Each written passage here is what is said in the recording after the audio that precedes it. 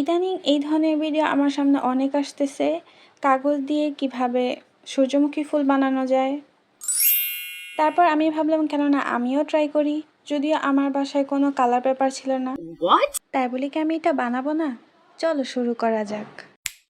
এর জন্য প্রথমে আমি একটা কাগজকে হলুদ কালার রং করে নিয়েছিলাম। এখানে আমি নর্মাল যে খাতার কাগজ হয় সেটা নিয়েছিলাম, এই জন্য এত পাতলা।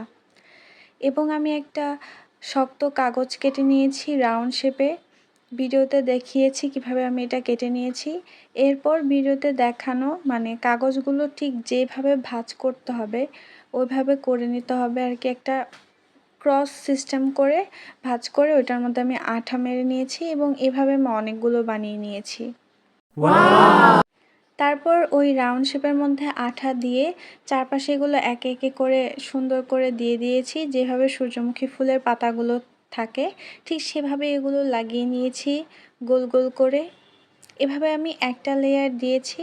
তারপর মাঝখানে আমি আরও কিছু আঠা দিয়েছি এবং আঠা দিয়ে মাঝখানের যে লেয়ারগুলো দুইটা আগে যে লেয়ারটা দিয়েছিলাম সেই দুইটা ফুলের পাপড়ির মাঝখানে যে ফাঁকা অংশ সেখানে দেখে দেখে পরের লেয়ারের পাপড়িগুলো আমি লাগিয়েছি।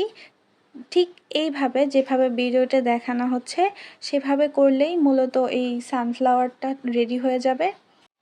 তারপর আমি এখানে কিছু গ্লু দিয়েছিলাম। গ্লুয়ের মধ্যে আমি কালো জিরা দিয়েছি যাতে সূর্যমুখী ফুলের মাঝখানে যে কালো অংশটা থাকে সেটা বোঝানো যায়। তোমরা চাইলে এখানে কাগজ দিয়েও করতে পারবে। এরপর আমার কাছে যেহেতু কালার পেপার ছিল না তার জন্য আমি একটা সাদা কাগজকে পেঁচিয়ে নিয়েছি।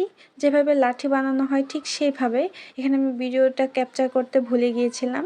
তারপর সেটাতে আমি একটা নিজের ইচ্ছা মতো গ্রিন কালার দিয়ে নিয়েছি। যে কোনো গ্রিন কালার দিলেই হবে, এটা আহামরি কোনো সুন্দর হওয়ার দরকার নেই।